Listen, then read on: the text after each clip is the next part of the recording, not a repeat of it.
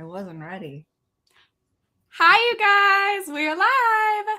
My name is Jordan, and I am a psychic medium, and I am here with my co-hosts. Stephanie, the Hellenistic astrologer. And Seven, the tarot reader.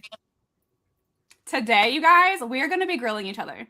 So you are going to get a behind the scenes for how psychic connection works, how mediumship works, what those things even are, how they come together, how to use them even, how to understand your own gifts and abilities. Hopefully that'll all be answered. Also, deep diving into Hellenistic astrology. I never even knew that there was different forms of astrology, so that's going to be really cool to learn about. In all things tarot. So to kickstart this, we're actually going to grill each other. So we're going to dive headfirst into this, and we're going to ask each other questions, and then we're going to open up the comments.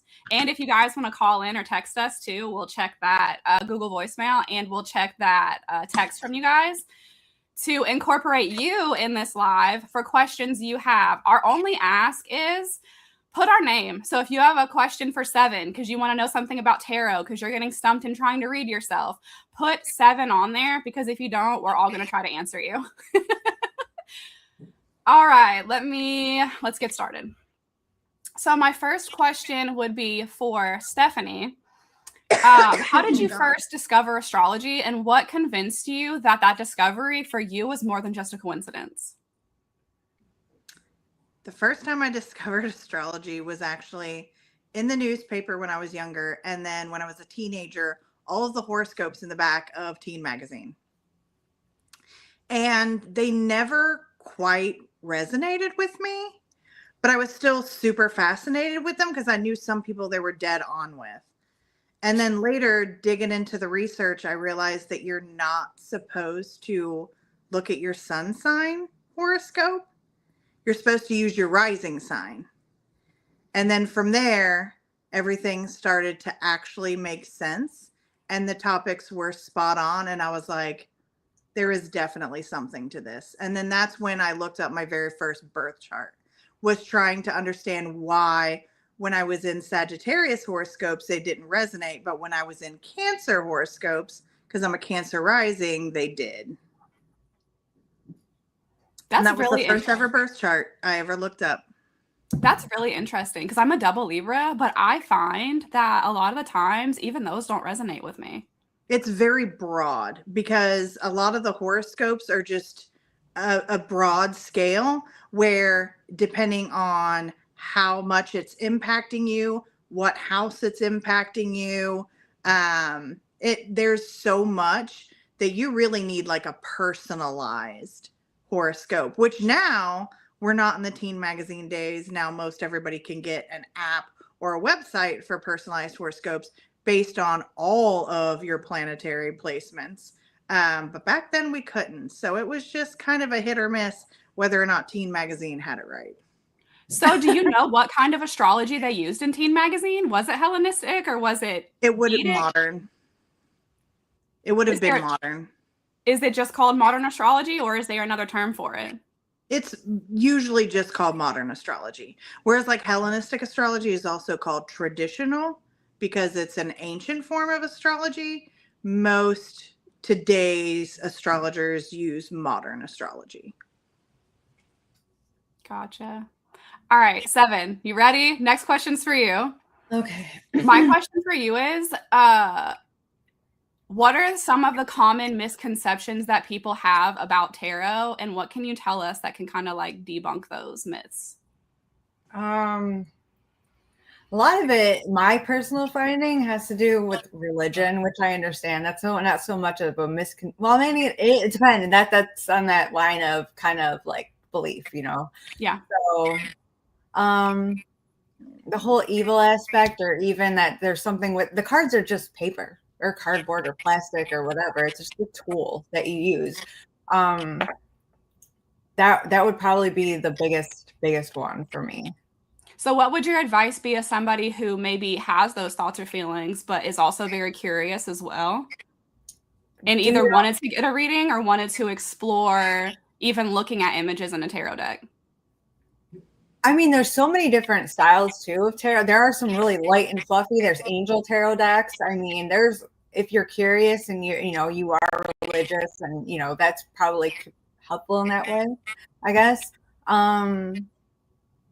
That would be based on their own research and what resonated with them, what felt. I'd say go by your own personal feeling. It's not for everybody, and that's okay. Follow-up question for that. Is it true that you can't buy your own first tarot deck? It has to be gifted to you? That one's another one that's like on the fence. The idea behind that originally was that you studied with somebody who had all the information, and then once they felt that you were adept enough to read for other people, they gave you a deck.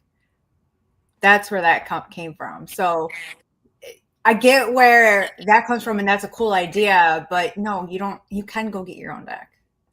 So in your own personal experience, do you think it's better to be gifted something like that, or is it better to just intuitively feel bonded or connected to some sort of imagery and allow yourself to start that journey? Well, honestly, my first deck, no, I did buy that one myself. My second deck was gifted, but it was a replica of my first deck, and I never connected with it. So once I did connect with a different deck, then I was able to learn better. And then I just started getting all sorts of different decks, different kind of flavors and stuff, styles. But it really depends on the person and what they're drawn to. So another question? What's the difference in like a Rider-Waite deck, which is like the super traditional, if you look up tarot, that's the images you're going to see, and then somebody who can read like playing cards? So playing cards, so your tarot deck is 78 cards. Playing deck is what, 52? Is that right? I think so, yeah. Yeah. So playing deck doesn't have the major arcana, I believe. Isn't that how it works? Something like that. I have done it. It like the clubs in there are the wands, the hearts are the cups, it's all there, but you can do it. I think, because I believe, and I could be wrong, but I believe I did read somewhere that actually tarot came from playing card decks. So that's really neat. Mm-hmm. All right, I'm gonna let one of you guys grab the hot seat and ask some questions now. Go ahead, Steph. Can I go? Okay. Yeah. Oh yeah. All right. So Jordan, what is the clearest message you've ever received? The clearest message I ever received for myself, and then I'll tell you about what I got for somebody else. The clearest message I ever received for myself was a block that I had created internally when my Mima transitioned to the afterlife. And years later, after her departure, I learned that I had set up an internal block out of anger inside myself that made it where she was not able to access me. I could have always accessed her, but because that happened, and then I had this like aha moment on a live and like, oh my gosh. And ever since then, I've been able to see her. But it was during a reading I was doing for someone else, and they had done something very similar, and they had blocked their loved one from being able to come through because of the nature to how that person transitioned into the afterlife and what their religious connection was to how that, passing had happened. And it created this, like, I don't know where they are and if I can communicate with them. And I realized, oh my gosh, I did this too. And I was able to help her and help myself at the same time. And it was such a clear, beautiful thing for myself as a reader. And then also for the person that I was helping, because we were healing together in that moment. Oh. And then I would definitely say health readings for me, how clear those messages come through. I always have to say, I'm not a doctor and I don't claim to be. I would never say that about myself. I'm not licensed to even be doing this. I'm not a professional anything. But the way that those readings come through and how detailed it is and how someone can take that information to a practitioner and share that information and actually get the diagnoses that they need, it's astounding to me. It gets me every time. You also do the same thing with the terminology, which I'm like, we've all heard of antibiotics and viruses and whatever, but you nail the terminology too. Do the words just show up? No. So it's like charades. So I did one the other day and the woman wound up having costochondritis. And the way that I put that word together was in my mind, I kept getting like the prices of things. So I was like, where are we going with this? In my mind, I'm asking all these questions, but like to the person that's receiving the reading, I'm just talking to them and having a regular conversation. But it's like I'm living in two worlds at the same time. So there's the in-body me who can just continue talking, engaging, interacting. And then there's this like higher self spiritual version of me who's communicating with like their loved ones, my spirit guides, my loved ones, and I'm playing charades with them while I'm maintaining a conversation to bring through all of this information. So once I'm asking these questions in my mind and I'm like, oh, cost, something with cost, where are we going with this? Then I literally saw it written as a prescription on a piece of paper, and it said costochondritis, and I thought I didn't even pronounce it right when I said it to the woman, but she wound up looking it up and it fit everything that she was feeling in her physical body. And she was like, there's no way this isn't what's going on with me. I couldn't pronounce that, much less see that. So that just blows my mind that you have those like specific phrases come through. Yeah, it blows my mind too, especially because I'm like, I have no idea what I'm talking about. And like human me is like, my ego can get in the way sometimes. And I'll be like, oh, I don't want to say that because I don't know what it means. And maybe I'll be wrong. But I kid you not, every single time I have that feeling and I don't say it, the person will come back to me and say that to me. And then I'm like, now I look even stupider because I should have just said it in the beginning, because now I look like, oh, I got that too. I just didn't say it to you because I didn't want to look dumb. I do that. Yep. I do that. I think everybody does. Everyone can. Yeah. That But I usually am just like, I'll save it for the end and I'll be like, I have no idea what this means for this reading or for you or for whatever, but random thing that came out. Yeah. Yep.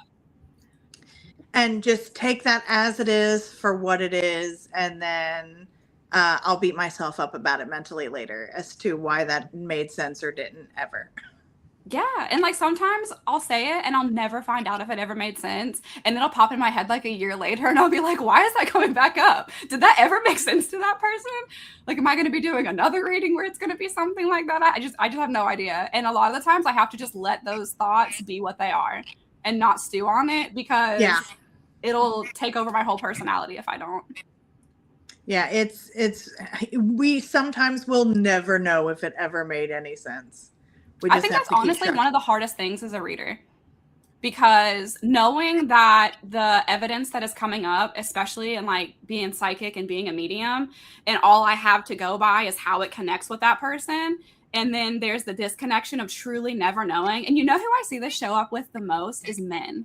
Men, they're almost a harder read, not because I can't get the information, but because they are not so open in communication. So if I'm telling them that I feel like, you know, a father figure is showing up for them and this is the information they have, they'll just be nodding their head. They won't tell me if I'm right on the money, if that resonates with a person who passed away. And then I'll get like a text from their wife or girlfriend later. You crushed that reading. He's been talking about you all day. This is and I'll hear from a woman in their life, but they will not tell me. So it's like, you almost have to struggle through the reading and feel like you don't know what you're doing the entire time as the reader, because you're not getting that verbal engagement from someone. I've noticed, particularly this year, that I have had so many more male clients, and males come to events where I'm doing readings at and get readings. Oh, and I don't know if it's just because I'm very masculine, but I dig it out of them, because I will literally look at them and be like, this is a relationship we're having right now. I need feedback. Yeah. So I'm very upfront with, you get what you give out of this interaction. Yeah. I can be very ADHD about your reading, or we can get straight to the point, and men hate to waste time. So usually that inspires them to focus and give a little when it comes to the conversation that we're having about the reading. But I have done probably more readings with men this year in 2025 than I have, period. Like the whole time I've been doing this. And I'm like, come on, guys, you're getting it now. That's awesome. I know it's definitely a game changer. Yeah. But I do have some questions for Seven as well. And this honestly is just a personal thing, because I have my own, I guess you could say, preferences and prejudices. Okay. What is the most misunderstood card in tarot? The Tower. And Death. I am the same. Why do you think that is? Well, you see well, I started with the Tower, so we'll tackle the Tower. The Tower, it's everything's coming down, everything's like crashing, burning, whatever the situation, you know, and people get scared by it if they know what it means, you know, even the picture on the card, you know. And it's really not that. It's actually working in your benefit, kind of like Mercury retrograde, you know, when it does its thing, it's really to help you. It seems like a pain in the ass, but it's really to help you. But yeah, it does help you, because if something's being built on a foundation that's not for your best interest and it needs to crumble, that's the Tower. Or, you know, that can be an actual death, but 9 times out of 10, it's just a complete ending of a cycle and rebirth into a different way. You know, it's depending on the other cards surrounding. But yeah, I hear those 2 cards come up a lot of time. I hope I don't get this or that. And I think the same way, because in astrology, it's the outer planets and Saturn. People are like, oh, my Saturn return, or Mercury. Oh, Mercury retrograde. And I'm like, if nothing ever happened, you could go on the wrong path. That's not going to feel good for you. Doing everything, like, you have to have that upset to get, like, you don't know how happy you can be until something is taken away from you and you get to choose to replace it with something else. Right. Something you better. don't get to know how successful you can be until, well, maybe Saturn comes through your career house and you have to change jobs. And then you're like, this more aligns with me. You don't ever know until you're put out of your comfort zone, or in a way forced to change, having your Tower moment, or forced to move on to something else, having your Death card come up. And I think that is probably the most important thing about personal growth, is being forced out of those positions, which is why I have a lot of respect for Saturn and Saturn returns and retrogrades, and how people are like, that sounds so negative. And I'm like, now, give it a couple weeks, give it a couple years, then come back and say that you needed that. Yeah. So and then also too, I fear different tarot cards more than Tower or Death, just because, I don't know. Which I want to ones? see more good than bad, because then I feel like I'm on the right track with tarot, which is why when you read me yesterday, I'm like, 10 of Pentacles, 10 of Pentacles, 10 of Pentacles. And it came right out, And too. it came right up. I was like, I don't know why, but every time I see the 10 of Pentacles, I'm like, I'm doing what I'm supposed to do. Which I don't even, isn't that just abundance and community? Yeah. Not just, I mean, you've got, you know, the foundations built for, you know, legacy, financial, or stability. It's a lot of stability. It's shared stability. It's not just alone. It's with those around you. Family could be. So, yeah. It's my I'm in the right direction card. And that's the other thing about tarot and different readers. Some of them see certain cards a little bit differently than others. Not that it's a different meaning, but some see them, like the 3 of Cups, for instance. That could be, you know, people coming together, celebration. It could be reconciliation. It can also be 3 people in a relation, you know, like a triangle situation. Like there's like cheating going on. So it really depends on how you perceive it, how that card makes you feel, and how the other cards around it come together to make a picture. So it really, and if certain card makes you feel a certain type of way, like you pre-put into your mind with the intention of that 10 of Pentacles. If I see that, then that's what it's going to mean for me. That's what it's going to mean for you. Now, a hill that you would die on, like, what is a way that you will always read a tarot card that you don't think anybody else interprets that meaning the same way that you do? I don't think I have one like that. I mean, I have one that everyone reads the same. That 3 of Swords, there's no confusing that one. That's some sort of pain or separation or something that needs to be healed or healing going on.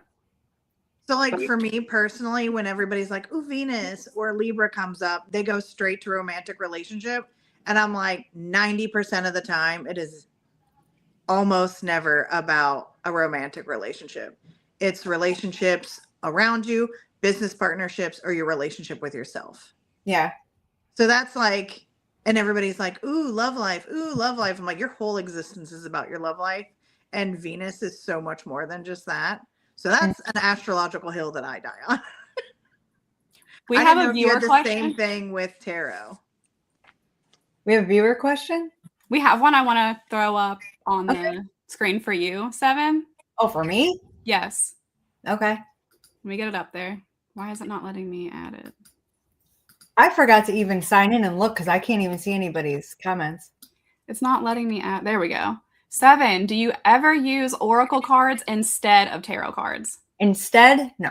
Well, if I was doing like a quick card pull, like on TikTok or something, and I might just do that just to pull that. But generally, I almost always use oracle, clarifiers, and tarot cards together.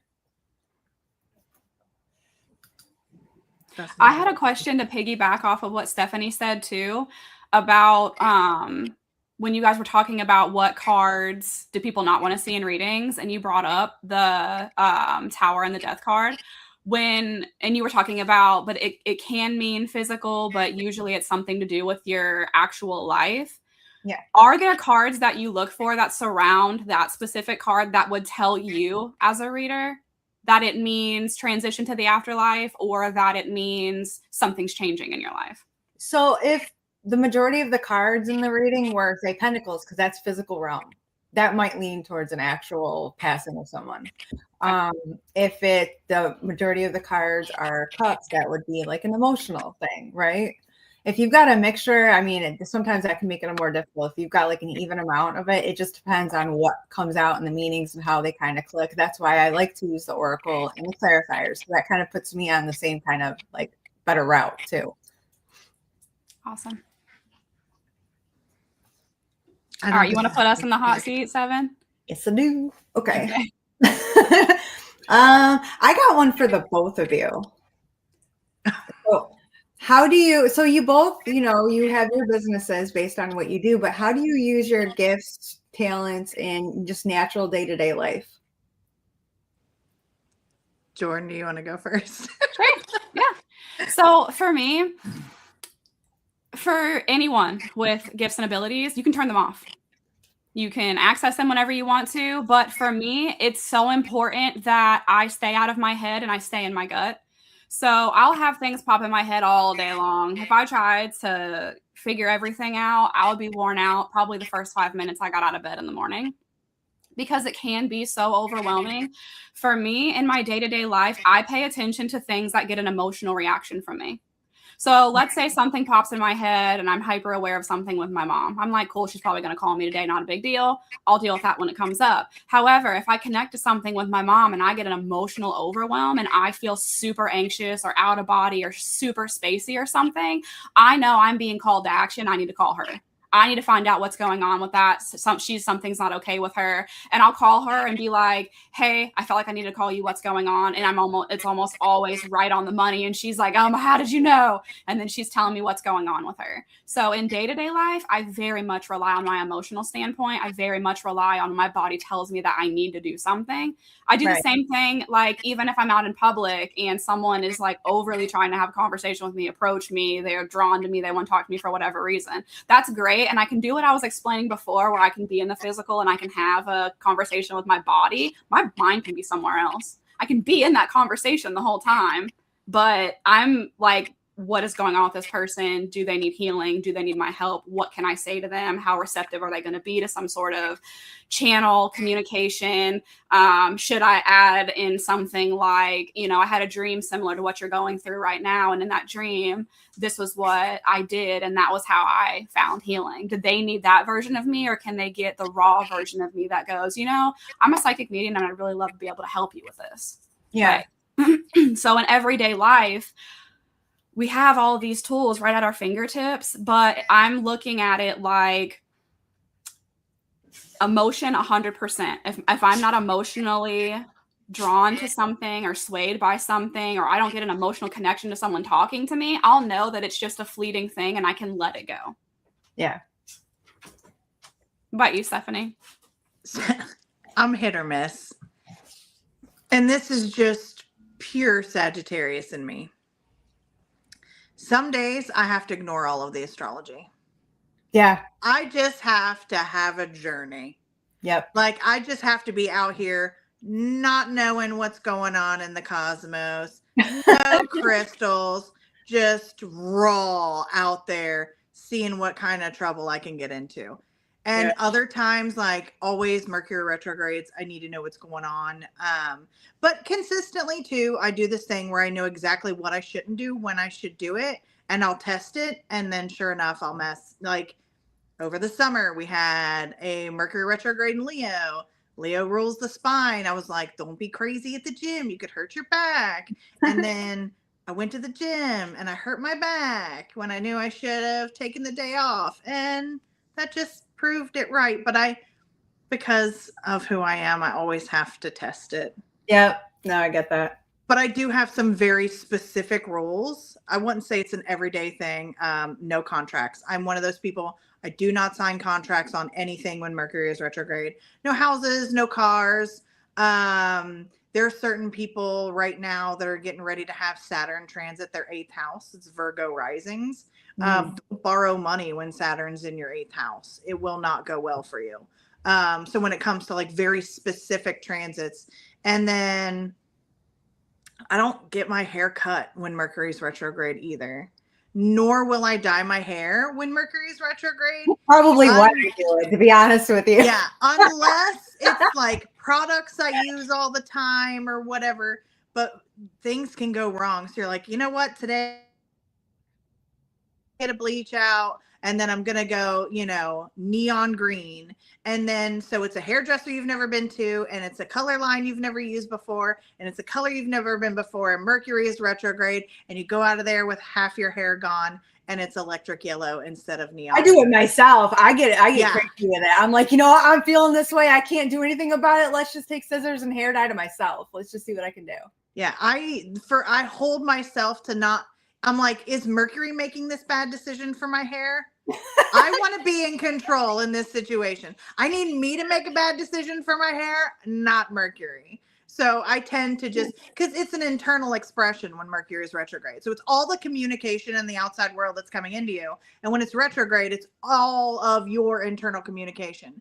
I need to know that I am making a good or bad decision for my hair, with all of the external forces into play. Yeah. Like, because when Mercury's retrograde, I say I have the skin tone to pull off any color. And then when Mercury's not retrograde, it's like, girl, you cannot do pink. What would your advice be to somebody who couldn't avoid the contract thing? Say there's a move going on or something where they had to sign paperwork and there was nothing you could do about the time. What would the advice be in that situation? Well, one, the timeline might avoid the Mercury retrograde on its own, because Mercury retrograde also sets up like delays. Yeah. So you could be, that day you're signing on your house and it has to be that day. And then your realtor call you and be like, so this happened and those inspections didn't go through. We have to push it back a couple of weeks. And then retrograde's over. So it could literally be the delay that you need to sign those papers afterwards. If you can avoid it, I would avoid it. Just know that very literally contracts signed during Mercury retrograde tends to not be permanent. So you could sign on a car and then there's a major nasty warranty and your engine blows up and then you have to be reimbursed and get a new car. Or you could sign on a house and then they restructure and then now there's an HOA and then you hate it and you want to move. So when you can do those things when Mercury is retrograde, but more than likely what you've done will be temporary. Right. So you may not be in that house for 30 years. You may not be in that car for longer, like than a couple of months to a year, where you're like, I'm going to drive this thing till it dies. Well, it died 6 months in. So, and sometimes the energy doesn't combust until you go from one retrograde to another. So you sign in this retrograde, everything is fine. Next retrograde, something happens. Okay. So I just, so if you can avoid it, do. Or something over the shoulder doesn't cut it. You gotta. No. Knowing where it's at in your chart too. So, like, if you're having Mercury retrograde transit through your 10th house, Yeah. and you're buying a house, that's the complete opposite of your 4th house, which is your roots. So that could cause stress, or it could be in your 8th house, which is, power and control. And you may not have control over the restrictions that your HOA puts on you. So you have to really pay attention to that. Sometimes where it happens in your chart is going to affect you in different ways. Okay. So being aware of where it happens in your chart is also important on whether or not you want to risk that, or just call and be like, listen, you don't have to explain. Just be like, we need at least another 6 days. We sign. Right, dude. Mercury retrograde, dude. I can't right now. Yeah, Just, I wouldn't. I don't say that. I week. don't say that because then they look at you like you're. But I'll be like, hey, this, that, and the other, and then I need at least another 6 days on this because it's only like anywhere from 14 to like 21 days. It's a nuisance retrograde more than anything. It's not like where all these other planets set up retrogrades for literal months. Yeah, true. Yeah, it can just make it so whatever you sign that contract on is more temporary than you think it's going to be. I have a piggyback question from Seven to Stephanie. So we're going to go left with this. What about if you were trying to get pregnant and then do you skip the month that Mercury's retrograde, or would it still be okay to try to continue to get pregnant or do something like that in Mercury's retrograde? The only thing that I would say is if Mercury's transiting through your 6th house, which is illness and injury, getting pregnant during a Mercury retrograde in your 6th house could mean that you're about to just get nailed with, just uncontrollable nausea and vomiting and all of these other things. That your morning sickness could be all day. The development of gestational diabetes when you normally never had any issues. That would be my only issue. Honestly, when it comes to pregnancy, unless it's something specific in your chart, I say what will be, will be. If you're meant to have a child or conceive a child during that retrograde, you will. Now, would they be crazy because it was a retrograde? Like, listen, people born with Mercury retrograde in their chart, we're talking about in their chart, are just rough communicators. And maybe that's what you need in your life. Oh, okay. So it's, but the actual conception, Mercury could delay it. You're like, this is the month I really want to get pregnant. And Mercury's like, nah, we're going to wait till next month. If only trying was fun though, right? Yeah. I mean, Yeah. keep trying. So what about if you have your baby during a retrograde and you have to sign that birth certificate? Would that do anything? Can you delay signing a birth certificate? I don't think they let you out of the hospital if you have. You have to sign the birth certificate. But so that's one of those birth certificates that's going to get lost probably. Aw, dang. I would frame that bad boy instead of putting it somewhere safe. Okay.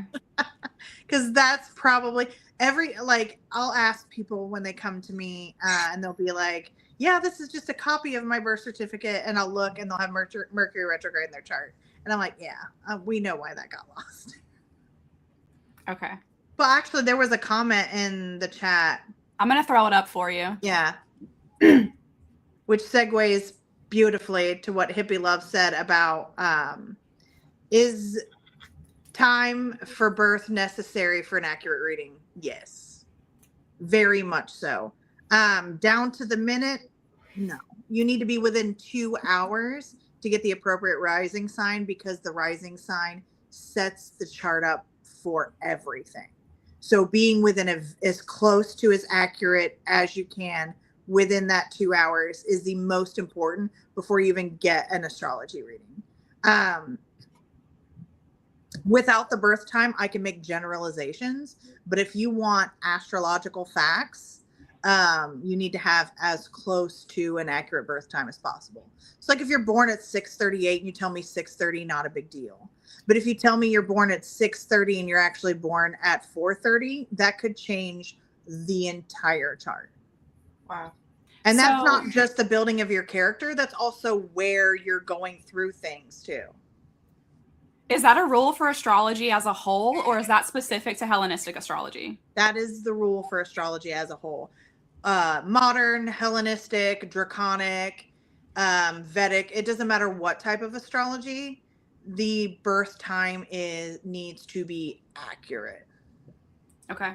as close as possible. Because, some people are staring at that time right as you come out. But if it's a few minutes off, it's not that big a deal. If it's hours off, it can be detrimental to how I interpret you and how I interpret what you're going through right now and where. So could somebody, like, let's say somebody is this one thing in their fourth house, but they could also be this other thing, and those personality types could be so similar. Could something like that happen? Yes. So, like, if I'm reading an accurate, let's just take sun sign astrology. Let's say you're a Sagittarius, but you have a lot of Capricorn energy. Mhm. Just having that could make it more accurate, where it wouldn't matter what house it's in necessarily, just that it's an overwhelming amount of Capricorn energy. Like I said, I can still make generalizations and assumptions, but the closer to the accurate birth time, the more accurate the information is.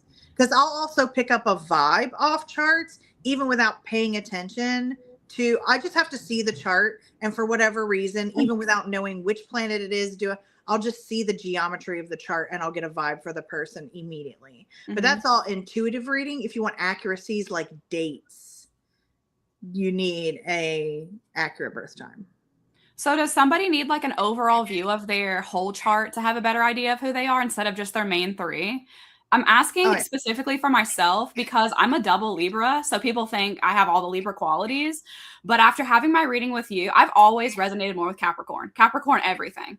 Super grounded, charming, yes, all the things that Libras can be, but I resonate deeply with Capricorn. So when I see those things that are posted about astrology, I go to Libra, I go to Capricorn right after. I never knew prior to my reading with you why that was so accurate for me.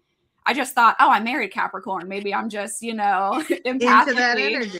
Yeah, intuitively, I got, his energy all around me. So it resonates for me too. But no, it always has. So it's like I get to know more about myself through all the Capricorn in my chart and not just like the hyperfixation on me being a double Libra. So the whole chart matters.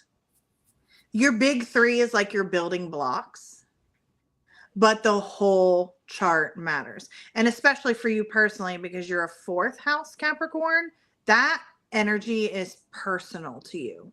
And it's also some of the for yourself, which is also why it's personal. It's also your beginnings and your upbringing. So when you look at the angular houses that are most closest to you, it's 1st, 4th, 7th, and 10th. And those are the most important because they answer the 4 main questions about people. What's your character? Where are you from? Who are you with? And what do you do? So is there a better one that explains your like true personality for how people see you that's not in your top 3? Oh, yeah. If you have a stellium that's a cluster of planets in one specific zodiac sign, that will outweigh just like having a Libra moon. So if you have, like, if your rising is like, let's say Cancer, and you have a very strong moon, you're going to be more lunar than you are going to be solar, which could take away the energy of the sun in your chart completely. And you could resonate with more of your Cancer rising and your moon placement. So it really all depends on who's strong, who's well placed, who's in charge, and where the most energy is. So if someone knew nothing about astrology and came to you and told you their main 3, but said they don't resonate with them, what would be the first question you would want to answer to be able to tell them, well, it doesn't resonate with you because you're living out of your 10th house or whatever? How would you know that? I would have to see the chart. But is there one that you would like, to specifically look at? Oh, yeah. What house would that be? Again, those stelliums and those clusters. And honestly, it would depend on what part of their big 3 they're also not resonating with. So like Pisces energy, for instance, a lot of Pisces energies don't resonate with itself because it can be overwhelmed by the subconscious internal dialogue. So does it not resonate with you? Or are you just not in alignment with it? So if it's a Virgo placement and everybody says, this, that, and the other about Virgo in the big 3, which most Virgos are very grounded in what's going on with them. But as an example, do you not resonate with it because you don't want it? And that energy is not productive to you. So if you're a Virgo moon, you don't want those emotions. So you compartmentalize them to the point where you don't feel them. So you don't resonate with it. Like, what is it that we're not resonating with? And then what else is going on in the chart? So it really all depends, especially those Pisces placements in the big three.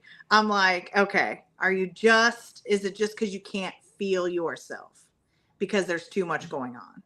And Pisces energy is probably the most difficult to understand from outside views and inside views. It's a double-edged sword.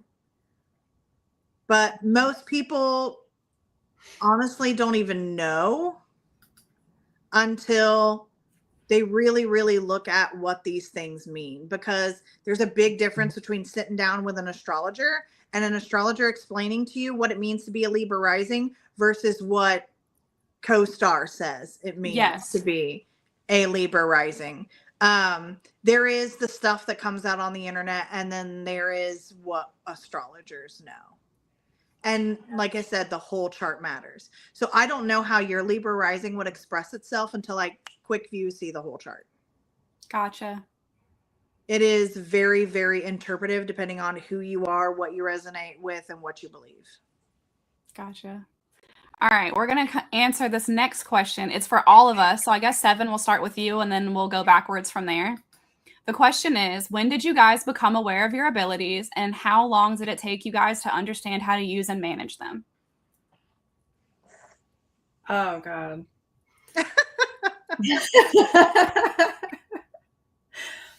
I don't know. For me, I mean, well, when did you get like curious about tarot? When was the first time you saw it and like it inspired you to trust what the visuals and intuition and stuff? Well, I've always was interested in like the supernatural aspect of everything. Even when I was little, so because it made more sense to me. And then I remember I had a teen magazine. There was a bunch of tarot cards. It was like 2 pages, and you had to like tear them out. You know what I mean? They had the perforation, and my mom came across them and was like, "Those are evil," and we get rid of them. But then when I was, oh God, I think I was 17, 18 maybe, or no, 18, 19, because I had my oldest at the time. And in the mall, there was this little shop, and there was a tarot reader in there, and she gave me a reading. And I was very interested in it because she saw the abilities in me too. And we were talking about the stuff at that time that I was already able to do intuitively. And so she just gave me a bunch of books, gave me the Rider-Waite deck, you know, and it was like, there you go, send me on my way. And I just started like researching it, getting into it, and it just stuck. I really wild kind of to like get it, but it took me getting a different deck to really get it. So when do you think you actually like grew into it and you're like, okay, I could confidently do this now? What was your like awakening moment with that? When I switched decks. It was not long after you and I like started talking and I found you on the internet. You helped me a lot. And then once I got it. Then I'm still learning. I think everybody still learns as they go with whatever they're doing. So if someone's out there telling you they're a professional and they know it all, that's a major red flag. Oh, yeah. Because we don't. We learn through, doing readings. We learn through combining cards or charts or previous experiences we've had with doing a similar reading or something that's happened in our life that's being sparked in a memory to help somebody else. I mean, you are forever growing and learning. So I would never say anyone is ever like a professional at what they're doing. Right. Or the best at what they're doing. Yeah, I know. I think that the way I read charts is unique, but I know I'm not for everyone. So I know that somebody could come and get a reading with me and be like, I'm really into astrology, but I didn't feel that as much as I should have, and find another astrologer that's for them, just based on what type of astrology they read, what they prioritize, what they see in the chart, their delivery mechanism. I'm not for everyone. Yeah. And if there's a reader out there that says that I'm the best of the best, you only see me. No. Major red flag. No. I was just sitting here, my mind blown on how close mine and Seven's birth charts are, and are both metaphysical discoveries, came from teen magazines. So yours was Teen Magazine too? It was when I was reading my horoscopes in Teen Magazine, and that's when I was like, yes, astrology. And then Seven found those little perforated tarot cards in Teen Magazine. It might have been the same magazine if it had all that stuff in there. Yeah, I mean, it's just so funny that how close we are in our charts, and then we're both like, Teen Magazine made the life decisions I needed.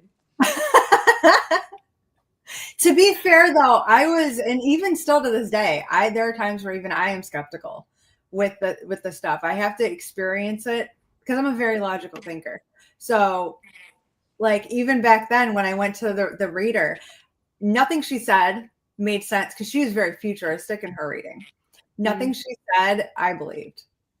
Until it all happened down the line throughout a span of probably like 5 to 10 years. Like, boom, boom, boom, all these things happen. And I was like, oh, that shit's real then. Okay. So that allowed me too to be able to open up to it even more and get even more into it. And then when I did it, and then things started, making sense to other people when I was doing their readings as well. The more I've done it, the more it feels more natural and like I'm actually doing something. Am I supposed to answer the same question? Yeah. Keep going. Like, what was your like, okay, I'm really going to do this. I'm going to take this on as a profession. I want to know how the stars align, why people act this way. If there's like a pattern with even like murderers, what are they? What is their sign? Like, was there something that just was like, I need that answer and I'm going to bank everything on astrology to figure it out? It's complicated and embarrassing. Tell us. So it's complicated because I don't even really know what my abilities are. Okay. I don't define things. I'm very much a go with the flow. Am I reading the chart? Am I reading the person? Am I getting messages? I don't know. I open mouth, reading comes out. It's very organic and go with the flow. And the embarrassing part of the first time I had an aha moment looking at a chart was I decided to look up my sister's chart. My sister and I haven't always gotten along. And I looked up her chart, and then everything about her personality just made sense. And I called her and I was like, dude, I know why you're a bitch.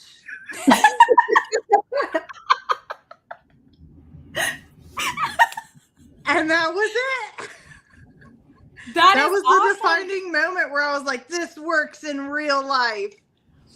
And then I honestly started to maneuver around my relationship with my sister in a healthier way because I could see her motivations, her communication style, like all of these things that I didn't know before looking at her birth chart, and our relationship actually got better. But yeah, it was when I realized that astrology told me why my sister was such a bitch. Wait, I got a quick question off of that. So have you ever, now I know you're married now, but before him, did you ever like really hit it off with somebody, but then go and look at their chart and decide that because of their chart and their chart alone, you couldn't, or even a friendship or anything like that?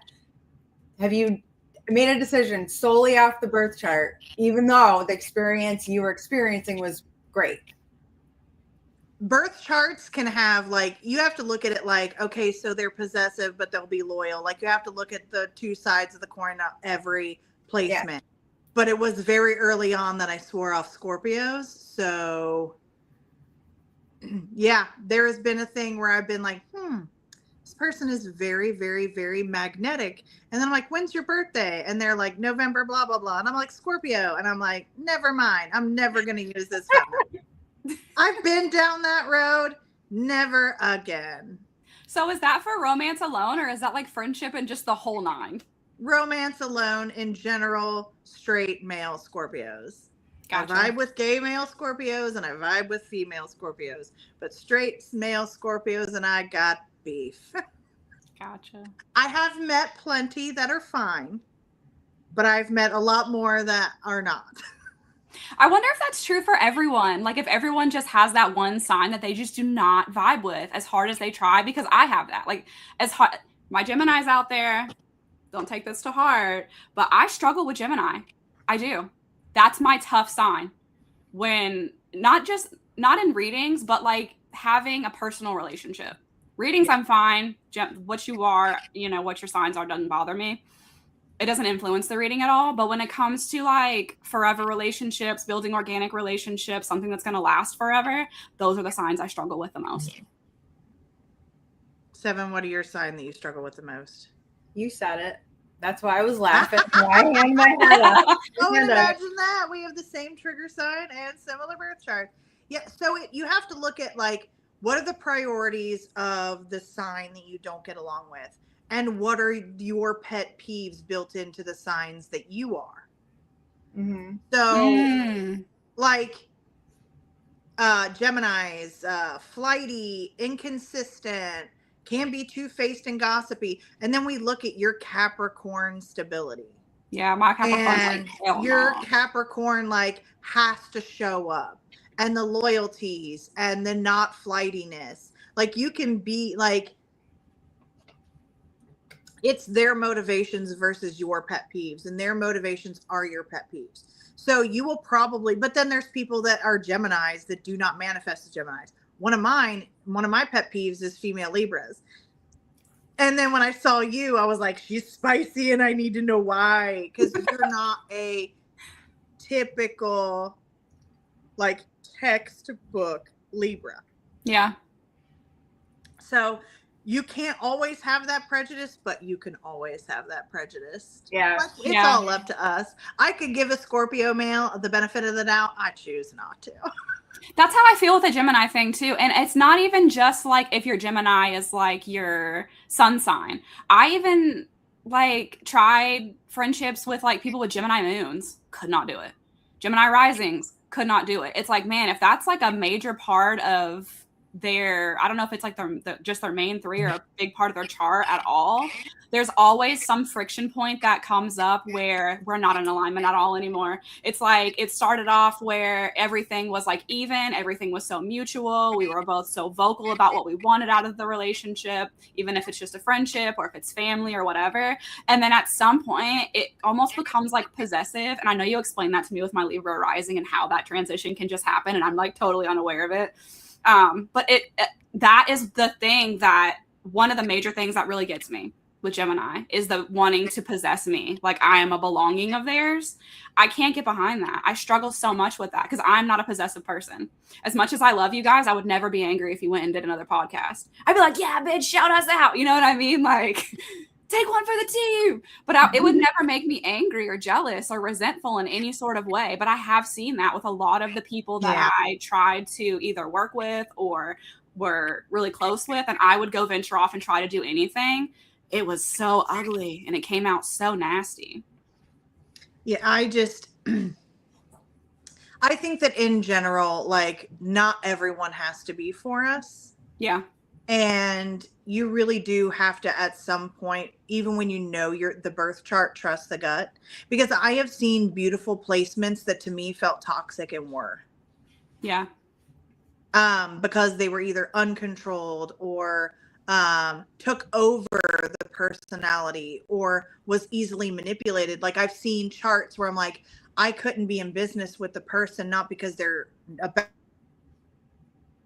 because their chart leads me to believe that they're easily manipulated. Not that I would manipulate them, but that means that the first person that comes along that could manipulate them and would manipulate them, and then they have no loyalty toward our partnership.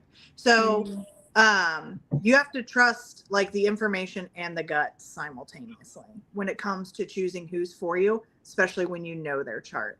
And also too, knowing their chart too, like, you know, you've got your best friend and you're like, oh man, she's going to be having an 8th house transit. She's going to be next level. Like, I know that she's going to be popping off at me and I just have to let that go. Like it's temporary, you know? So if I'm like, oh God, I know what this person's going to be going, like my sister, it's like Mercury's retrograde. I'll talk to her in 2 weeks. Yeah. That's how I am with my brother too. I'm like, this is a no time for us. The mental health is mental healthing, and you and I cannot get along right now. We will not be nice to each other. We will not be kind to each other. And I can't be fake enough to be nice to you right now. And I understand that about myself. So I'll see you when I see you. Yeah, I learned that with my sister during Mercury retrogrades because she's a Virgo, so they affect her quite a lot. She'll come at me ready to just destroy her whole life. And the only thing I can say, because she'll be on next level, is listen, don't make any moves right now. Give it 19 days. Give it 21 days. However many days we have. Give it this amount of days and then call me back. And she's like, yeah, I'm not going to divorce him. Yeah. Or, yeah, I'm not going to move out. Yeah, I'm not going to quit my job. I was like, you have to come out of it before you make that decision. How you feel right in this moment, although aggressive, is not how you're going to feel in X amount of days. Yeah. And that's how I learned how to work with her, was through her birth chart. I'm going to answer this too, but I have one more question for Stephanie. Do you find that it's easier for signs to get along with same sign or that it's harder? Because for me, I do not vibe with Libras at all. Doesn't matter if you're male or female. It's just a clash for me. And it makes sense with my Capricorn, I guess. But then it makes me wonder how me and my husband work. I don't know. It really depends on the signs. Okay. I get along great with other Sagittarius. I hear Sagittarius in the room. I'm like, yeah.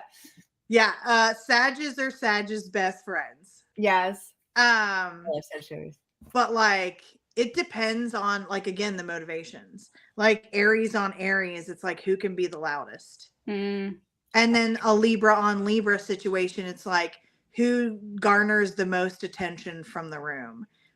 Capricorn on Capricorn get along, but as long as they're both on the same level of success, or it turns into a competition. Like, it really, like, if you have two CEOs and they're both Capricorns, they can have a beautiful relationship. But if you have like a CEO and a guy that works at Mike's Car Wash, Capricorns, it's not going to go as well. So you really have to look at what the sign is. There's some signs that get along beautifully with each other. There's some signs that when they're with each other, it's just straight trauma bonding. And there's some signs that just totally vibe together. One of the best examples is Sagittarius. Yeah. We can't help ourselves.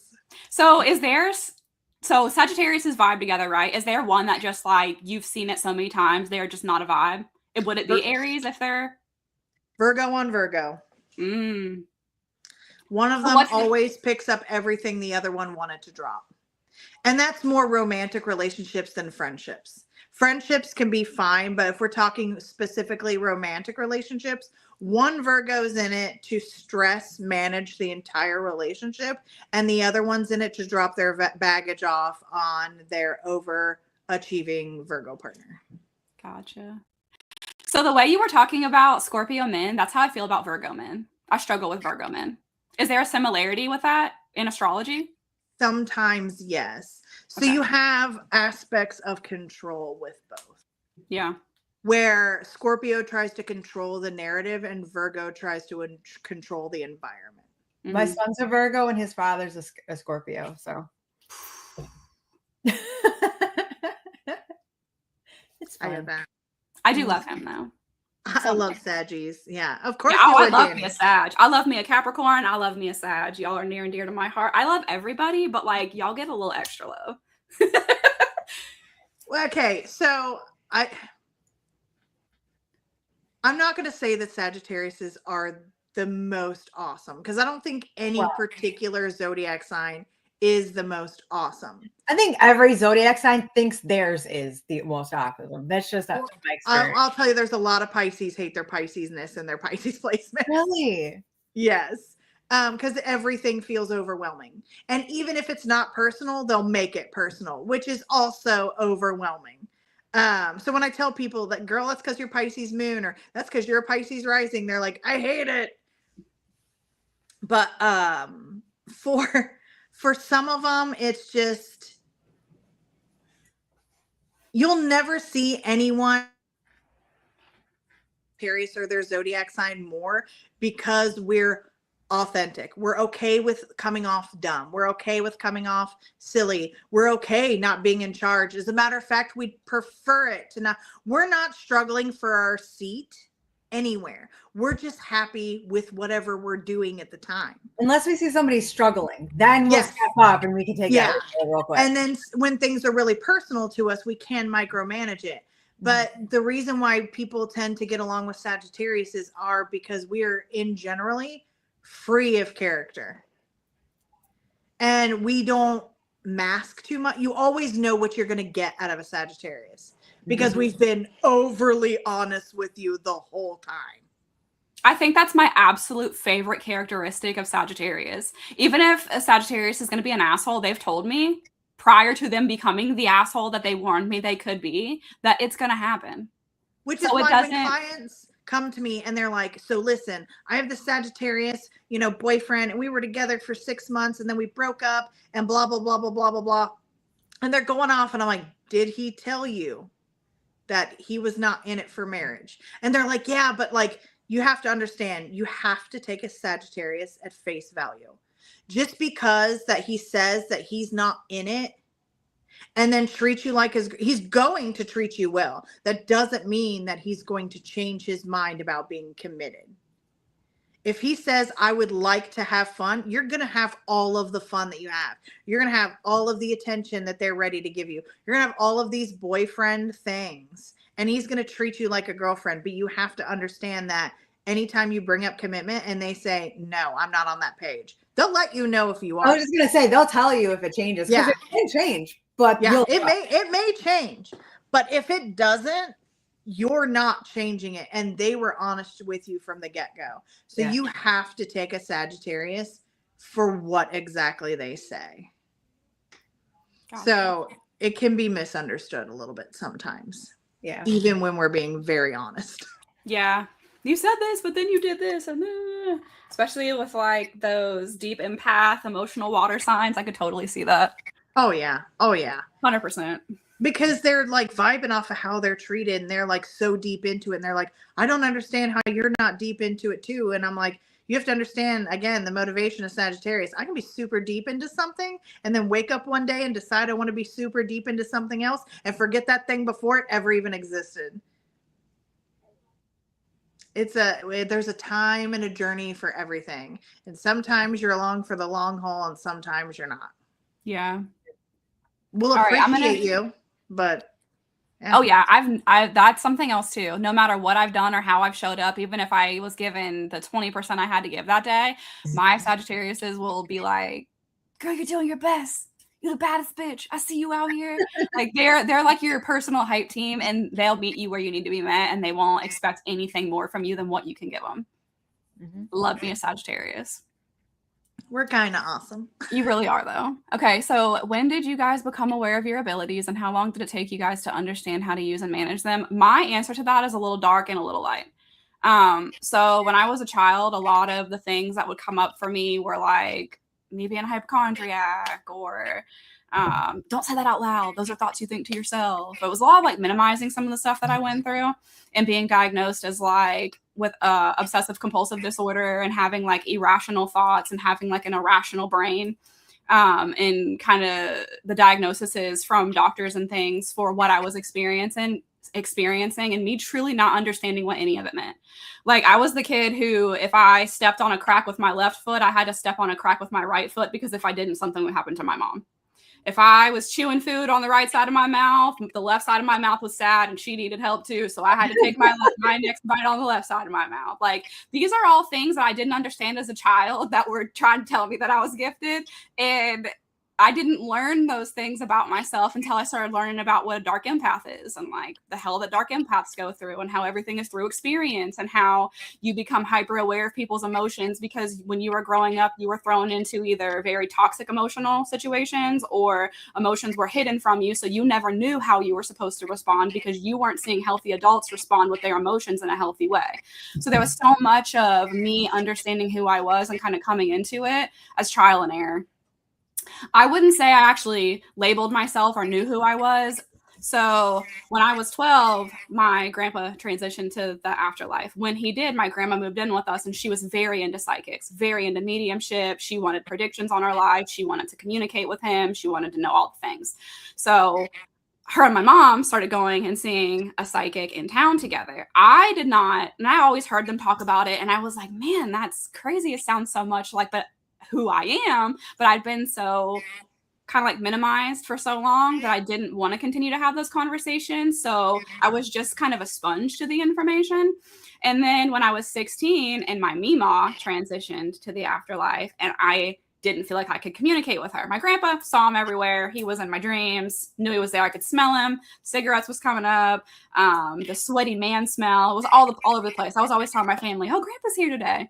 But then in connection to my Meemaw, it was like she was gone, and I couldn't communicate with her. And all of a sudden I understood why it was so important for my grandma for her to go to the psychic and find out what was going on and where this disconnection was.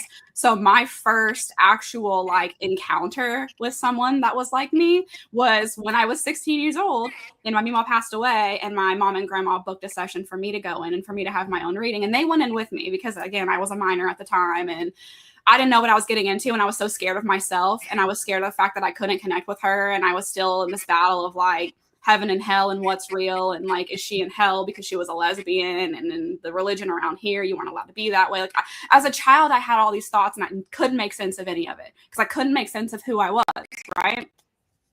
So they took me to this medium. She was incredible. She blew me away. She was like, you got your belly button pierced and your Meemaw knows about it. And like, as a 16-year-old, you're like, what the fuck? How does she know that? What the fuck is going on?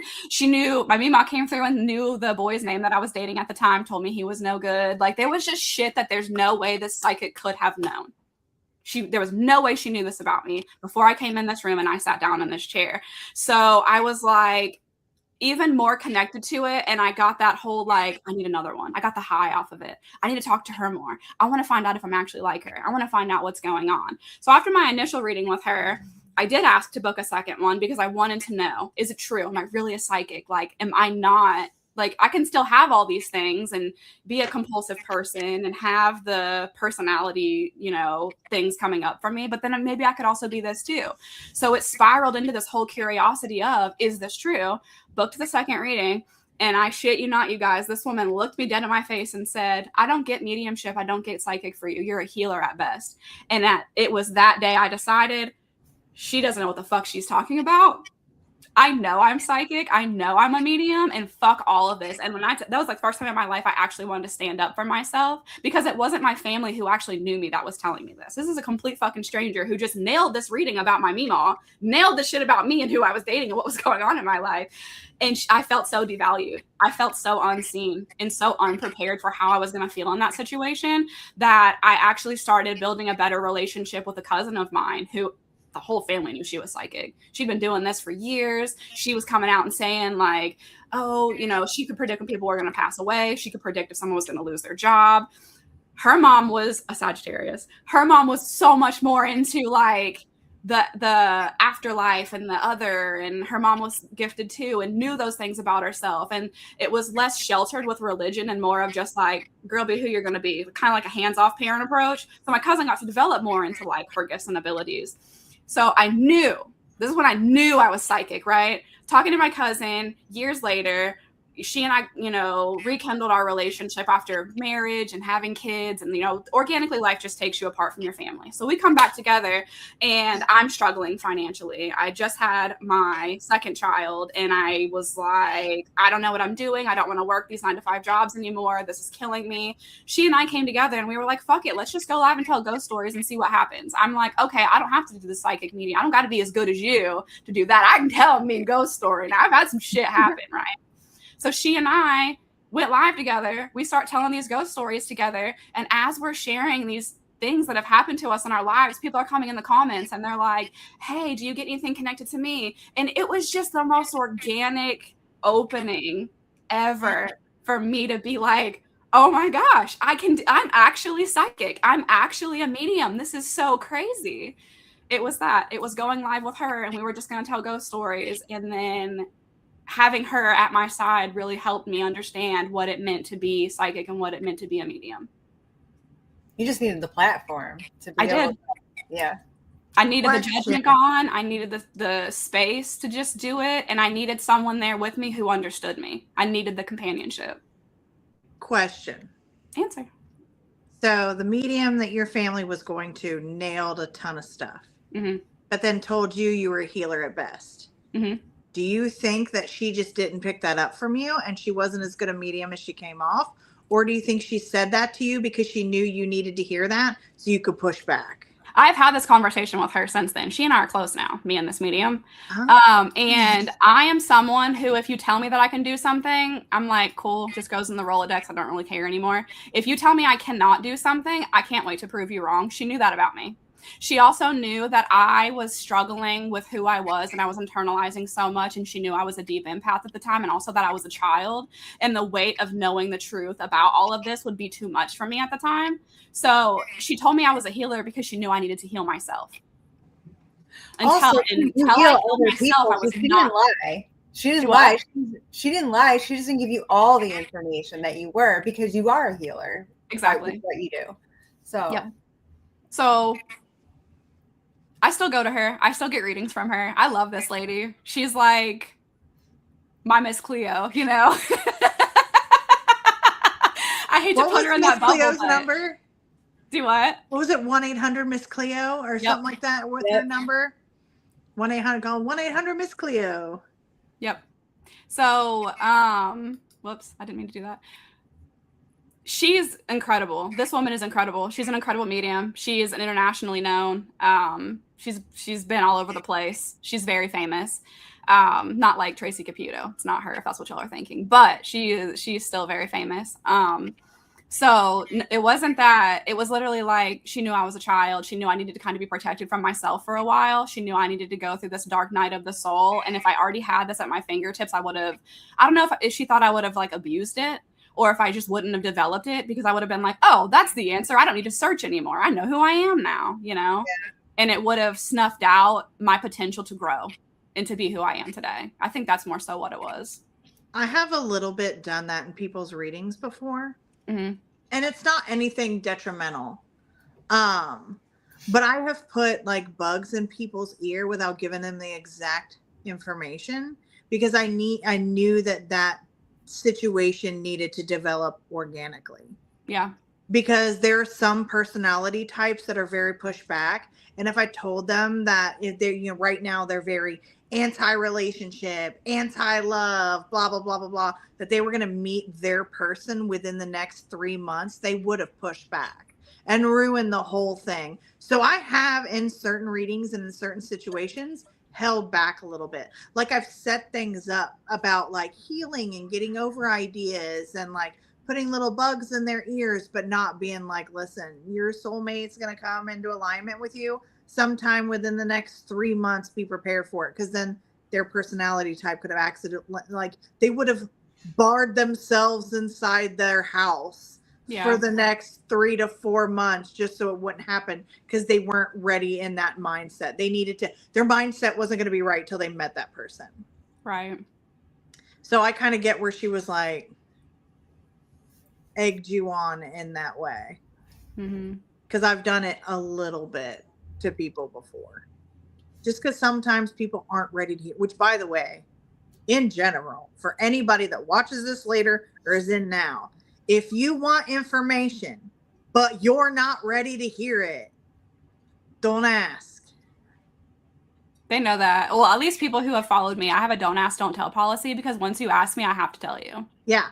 If you come and you're like in a situation, well, that also goes around like whether or not this person gets a reading. Some people get a reading, they're like, oh, they're never going to know this. And then bam. Right. Mm-hmm. So you have to understand that if you go to a good reader, they're going to see more than you think they're going to. Yep. And it doesn't matter what type. But if there's something you're going through and you're not ready to hear the truth, don't, because for me, I call it honoring the craft. Mm-hmm. I have to say what I see, period. Like, I can't not. So if you're not ready, don't go yet. Yeah.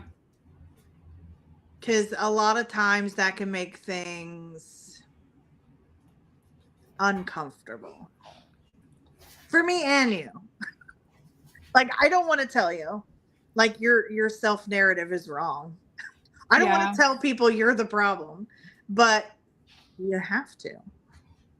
Sometimes when it's relevant. I agree.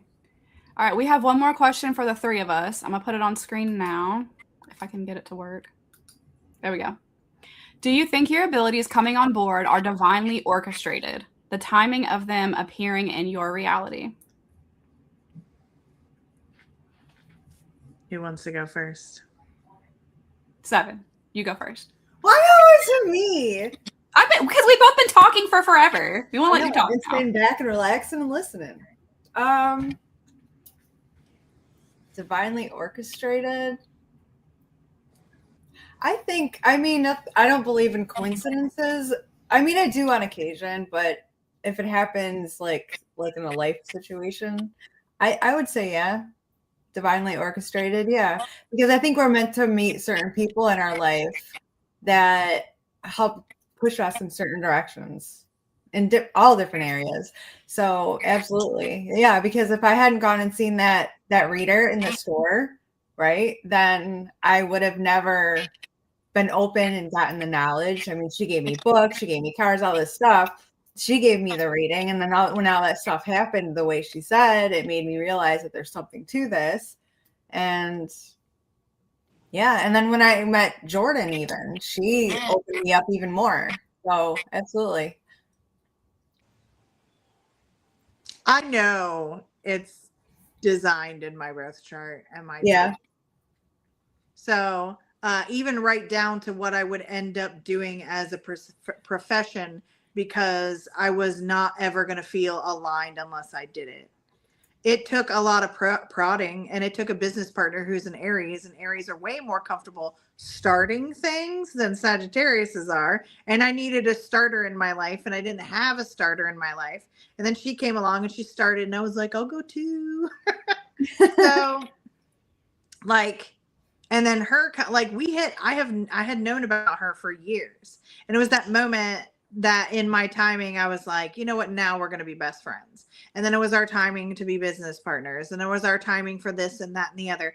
And then who she introduced me to. And then one of those being Danny, and then Danny introducing me to Jordan. So all of this timing, but essentially like how my chart is built is set up for emotional communication, emotional healing, and then where my midheaven is, which is the soul's purpose, is in Pisces in the 9th house, which is spiritual house, and the higher development of yourself. So the higher development of myself, but internally, and then making that something that is a career.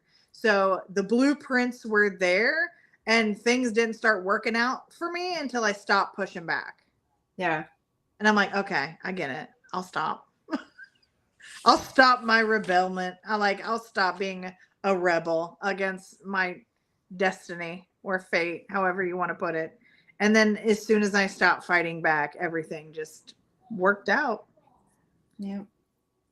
I agree too. And I think that there are multiple opportunities so how I knew when I was a kid, but I didn't really know. And then it came up again for me when I was a teenager, but I didn't really use it. And then it came up for me again when I was in my early 20s. And I was like, okay, I'm going head first into this. Once you know, it never goes away. Once you find your niche or your connection to it, it will always come back to you. You will always, for me, have the opportunity to dive into it. You're never too old. It's never too late. You can always start again. You can always start somewhere. This is our very first podcast ever. I'm hoping to be like 700 episodes later. You know what I mean? There's always a beginning. So do I think that they're divinely orchestrated? Yes. In the timing of them appearing in your reality? Yes. But sometimes you just need the knowledge and it's not time for you to act on it. Or sometimes you're being called to act on it, but you don't have all the knowledge. So you're super egotistical about it. And you're like, I'm going to fuck this all up. I don't know what I'm doing. I need more information. I'm going to wait 10 more years because I need 10 more years of knowledge before I'm confident in myself to go do this. And then in 10 years, you still didn't get it done. And then you're so much more developed as a human being in 10 more years that you're like, I never needed all of that. I'm just going to do it. So yes, I do believe that. And honestly, like sometimes that grasp for control and over planning, things don't work out either. Mm-hmm. There's very much a being organized and a knowing to go with the flow. I was going to say, I go with the flow.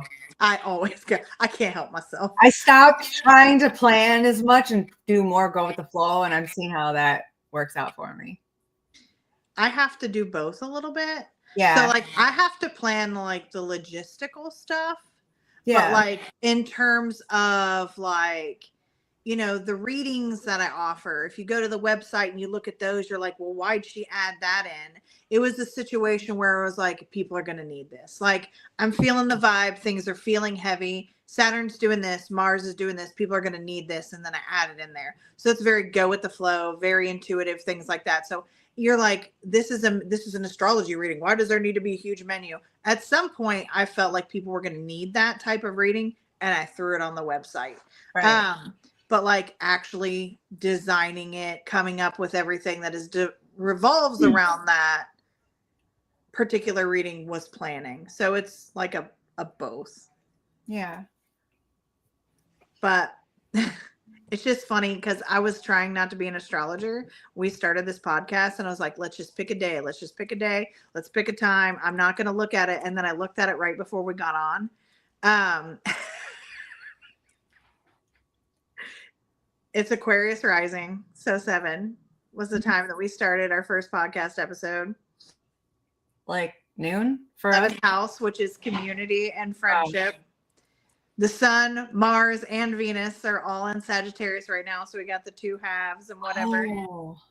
And like Venus is on our side. Mars is motivating us. The sun is there like, go girl. And then like, and especially for like all the Capricorn energy that the 3 of us have. Yeah.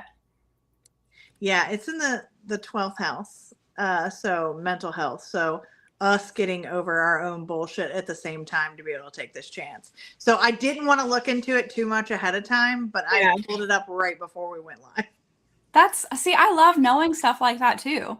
Because I will know just my own ethereal way that I'm supposed to do something, but I don't know any of the like earthly reason to it. There's nothing I can connect it to other than just knowing that I have been called to do something and I am meant to see it through. I'll feel it throughout my whole body, my whole emotions. I'll lose sleep over it. It'll be like something I just cannot get off my mind until I finally do it.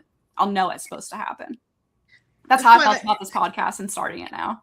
I was talking about that yesterday, how you just reached out and you're like, I can't get this out of my head. And then you dropped the podcast. But like what Seven said earlier about like when she asked us in our everyday life, I don't always look at the astrology. I vibe it out and feel it out and go with my gut. And then I'll go back and bring it up and like, oh, that's why. Because sometimes I prefer, because it's like a little surprise, Yeah. I don't always want to know. Like, I want to be surprised sometimes too. So is astrology a part of my everyday life? Yes. Do I use it for every single thing? No. I have to vibe it out and I have to stay connected with my intuition. Yeah. Yeah. And I'll tell people too, like when I'm around my family and stuff, it always gets brought up what I can do. It's who I am. But I'll be like, I'm Jordan today. Yeah. I will take full days off. Like I know people that they take cards with them everywhere they go and they do this, that, and the other. I only do what I'm called to do. And there are some days I don't want to work at all. And there are some days when people are like, because when you have people in your life, they'll be like, hey, will you look at my chart and see about this? Or they'll call me and be like, hey, will you pull cards for me on this? And I'm like, listen, this is very, very simple right now. And you don't need me. Mm-hmm. X pros, X cons, make a decision in your life. Yeah. So sometimes you also have to like chuck them out there on their own to make decisions for them too. And that also goes with me not always working every day and just being able to just be Stephanie and be silly. And honestly, the way I act when I'm not being professional, I don't know why people ask my advice anyway. I feel the same way. It's like your life is falling apart, and I'm your go-to person. I don't understand you. This has to be trauma. I get that I'm motivated, but and like I help you through it, but I'm going to say some really shady things first. Like, especially with breakups, like we plot the whole demise of the ex and I'm like, but realistically, and then we get to good advice, but we've plotted the demise ahead of time. And we've gone through revenge plots over and over. Like we have to get down and dirty. And was like, but realistically, let's talk about this, breakup or whatever. But yeah, sometimes I'm like, listen, we have been to the bar together. I don't know why you're asking me for advice. Yeah. You've I do that literally too. watched me lean forward into something I shouldn't be doing. And you're telling me what direction you need to take your life? Mm-hmm. That's also like something I've had to learn about myself because I am such a problem solver. I'm a fixer. Everyone knows that about me, especially my family. So I have had to learn to stop myself from doing that and tell myself, build a relationship and rapport with myself that says it's okay to just let them vent. You don't have to fix everything. Yeah. So when people come to me with like big problems and I'm just in a Jordan day, I don't want to be everything else. I don't want to tap in. I'm exhausted or I just want a day off. I don't need to give a reason why, you know? Yep. I'll say that too. Are we venting or do we want advice? What are we doing with this I conversation? think you're So that pretty they good about know. balancing that. Yes. But You that's really something I have had to fight to learn because probably until how old am I? I'm 34 now. Probably until I was 32, I was just diving into I'll fix everything. Bring me all your shit soups and I'll turn it into the best thing you've ever eaten. Yeah. And I had to stop doing that. I had to stop being driven by what their emotions needed from me and sit in my own energy more and project my own energy more and protect myself more. Or I was always in that high state of what can I do? How can I fix it? What do you need from me? How can I be of service? That is something that I've had to do. And I feel like that's something that's so relatable for so many people. That is something so many of us have to learn how to do. Yeah. Because at that point, like, can you blame the other person for relying on you so much when you've set the dynamic of not having boundaries with yourself? And so you can't even put them in place nor reinforce them with other people. Because I had the same thing. So like you dad it with your Capricorn energy. I mom it with my Cancer rising. Where I'm like, baby, you can't hold all this weight by yourself. I'll come in and I'll do it for you. Yeah. Which I didn't really learn how to stop doing until my 6th house perfection year. And your 6th house is all about service. And I'm like, I need to stop being in service of others. Yeah. Like all the time. Yeah. And I still have to work on that.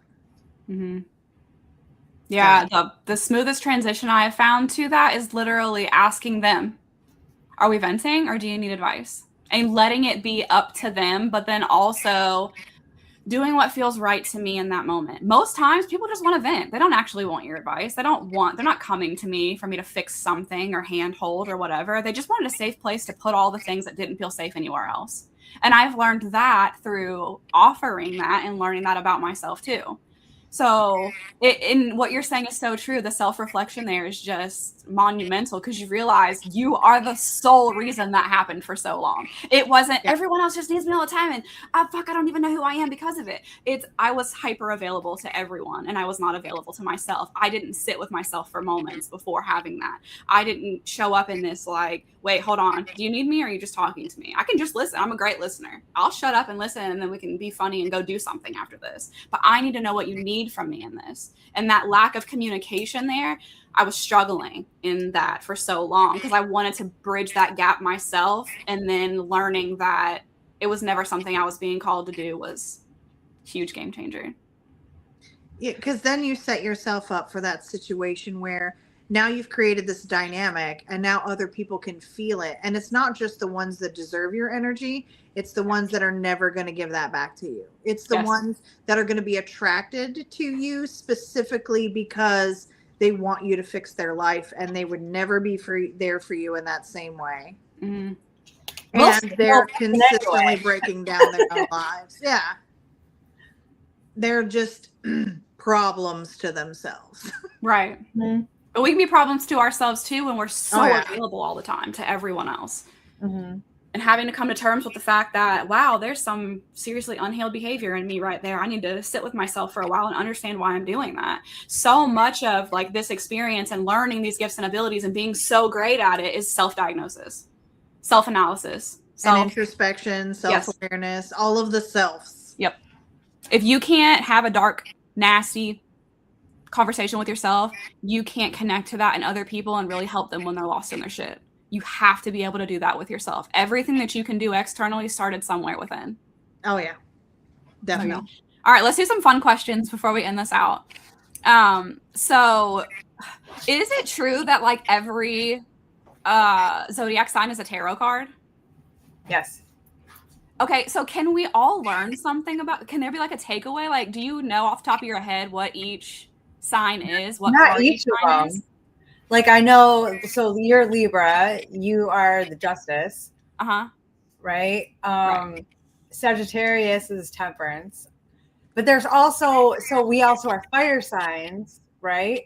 So Okay. for Stephanie and I, so in our tarot reading, if you see a lot of like fire, which is wands, then that can indicate a fire sign person. I don't read as much that way, but I've seen it done. And if I needed to, I could. Mhm. If I get a feeling while I'm doing it, I might say something. I might bring it up. But like your air sign, so a lot of swords would be like Queen of Swords could be a Libra in a reading. But yeah, each one does kind of connect, some multiple. Mhm. So yeah. Like I know that Capricorn is the death card because I love seeing it because I'm like, ooh, I showed up or my husband showed up in that reading. Like to me, the death card is like it doesn't represent what it represents for so many other people because Okay. of that connection that I have to it and knowing that it's someone's zodiac too. Like it's a Yeah. person. I brought up a list just in case we need to reference because I don't have the list memorized, but not only does each zodiac sign have a reference to a tarot card, but so do each one of the planets. Oh, Oh shit, I oh didn't yeah, know yeah, yeah. that. I do remember that. Yes. Yeah. So, okay. I also have this thing too, and this is just my personal belief, Seven. I don't know if it's yours too. And mind you, everyone, I am learning tarot. I don't know that much about tarot, but I think that everybody has numbers in their lives too that Mhm. correspond to tarot cards that that they can resonate with. So like I've always been a 3 person. So, what tarot card is 3 again? Isn't that? Three is building. It's the Emperor. Yeah, it's Emperor. Or well, if you go, so it goes Fool, the the High Priestess, the Empress, the Emperor. So technically, it's the Empress. Technically, I don't know if you count. It depends if you're counting 0 or not. I'm not counting 0. Okay, so So then it would go whatever tarot card is actually the number 3, the Emperor. the Emperor. So like that kind of energy. And then for me, I think that so this is a 9 year. And then we have a 10 year. So I think that the tarot card that represents the number year also corresponds with like overall energy for that Yeah. year too. Which hold on, let me think. 1, 2, 3, 4. Wait, hold on. 1, 2, 3, 4, 5, 6, 7, 8, 9. So temperance year. Oh, and then we get into a devil year, I guess, with 10. Oh, fun! Can't wait. Okay, Oh people. man, that's Sidebar, interesting. people are wanting to book with everyone and they want you guys to shout out your business names. I did put them in the comments, but I want that to be part of the podcast for us too. Seven, you want to start with your business name and where they can find you, like where all you're at? Just started a new Facebook for Seven's Guidance Beyond Ethereal Twilight. I'm going to switch off of that. I'll have to put the link in because it's barely started. So I literally just started it. I started adding people. So I'll have to get the link and post that. So is Seven's Guidance only on Facebook or can they find you on a website or is there also other? I have them started. I don't have anything full on fit, like ready to put out yet. Okay. Okay. What about you, Stephanie? Where can they find you at? It's a lot of stuff. Okay. So business, me and my business partner are Ascending Shadows on everything. Ascending Shadows on Facebook, Instagram. Email is ascendingshadows333@gmail.com. Our website is ascendingshadows.com. That's where you can book and look at the list of readings. For my astrology only page, it's Ascending Astrology. But I'm working on changing that a little bit because although Ascending Shadows is like the business part of it, I want like an astrology only, just little thing that if you're just interested in astrology, where I can dump all of my ideas, where like with Ascending Shadows, it's not just all of my ideas. It's also my business partner, Shelly. And she does intention candles and Reiki and all of this other stuff. So it's definitely not a place where I can just dump all of my like astrology crap and my random ADHD astrology thoughts. But most everything is ascending shadows on, like I said, Facebook, Instagram, all of the things. I think we even have a TikTok page that we never post to. Okay, so if they wanted to book a reading with you, it's ascendingshadows.com. Shadows.com. Okay, perfect. And then the closer you can get for an accurate birth time, the better. Okay. And then I have a huge menu, but if there's something that you want to custom tailor, I can absolutely do that too. You just got to message me, email me, whatever. Okay. And then for me, I'm Sunflower Souls on Facebook, Instagram, TikTok, and YouTube. And if you want to book a reading, it is jordanhawk, HAWK.com. I do it by my name because there are so many Sunflower Soul everythings out there. And I wanted it to be easy for people to book with me. All right.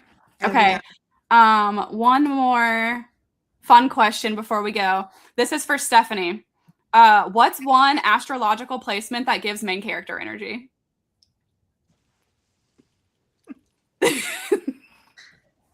God. How do we stump you? Okay. So it's great assumptions, but it's Leo. It's Leo, and it's Leo in the top half of the chart. So especially 10th house gives me main character energy. So Leo sun with the sun in the 10th house. There's also, it depends on the motivation of the main character, but we're talking overall main character, as in the vibe of I am the center of attention and everyone else, although relevant, is only a side character in my movie. It's Leo. And it's so weird too, because some Leos, especially I'm not saying it's a bad thing, it's just who they are, like even treat their partners more like sidekicks than equal platform situations. So I have to say main character, even their hair is bigger than everyone else's. It's Leo. So what's a sign that's like thrives as a sidekick? Who would be perfect for Leo then? Sagittarius. Oh shit. We don't care. We don't care. If you want to be the responsible party, that's fine. As long as I'm on this fiery journey, you're the one that's going to be more consistent than me anyway. You're the one that wants to shine. I just want to be I just want to be like the passenger princess that picks the music, right? Yeah. We need a little bit of a say, but we do not want to be in charge. So that's why Leos and Sagittarius get along. Awesome. It's like, you shine, girl. I'm gonna go crazy over here. But yeah, Leos have a lot of main character energy. That it honestly makes sense. It really does. The Sagittarius Leo combo, kind of perfection. See, my oldest is a Leo, but he's very quiet and to himself. Yeah, it's one of those things where it really depends. So like, there's a few Leos that I know that are not typical Leos. Mm-hmm. One of them because they're an Aquarius rising, and the other one because they're a Virgo rising. So extremely grounded. Yeah. So again, that's a generalization, but typically when I see prominent Leo placements, especially a Leo sun, it does radiate that main character energy. And sometimes you have to grow into your sun sign. So like when I was growing up, I was very shy. I was very in my Cancer rising era. I had to grow up into my Sagittarius. They're like, I don't care. I don't have to, like, people don't have to like me. I'm going to say, like, I had to mature into my Sagittariusness, where very much I was that typically shy Cancer rising. Were you also a people pleaser too when you were younger? I think it goes beyond people pleasing. I was a people punching bag, and I allowed that to happen. Yeah. So like, I was tough and quiet, so I took the hits where other people couldn't. Yeah. I think that goes beyond people pleasing. Definitely. Yeah. So, but yes, I was also that person until I learned to hit back. Mm-hmm. And then it became, that was my physical violence era. Hey, Jordan. Instead of my boundaries era. Being a Libra, do you find that you have difficulty making decisions? Yes. Okay.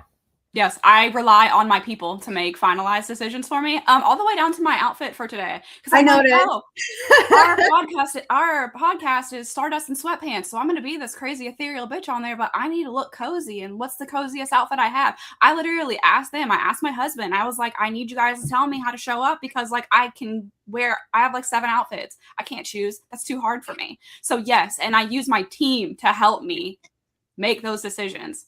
I don't bring it empty ever. I always know I have options, but I'm like, hey, out of all these options, what's best? What best fits my personality? What best fits me for today, even? And I'll rely on my people for that. So definitely having like your core team that you can rely on to help is like a necessity for Libra.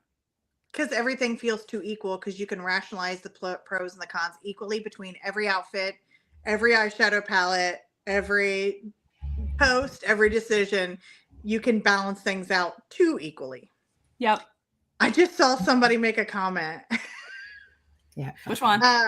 What if your rising sign is Leo? I have some controversial things to say about Leo risings. Okay. Very much that high school drama kid, but 90% of that main character syndrome is a mask.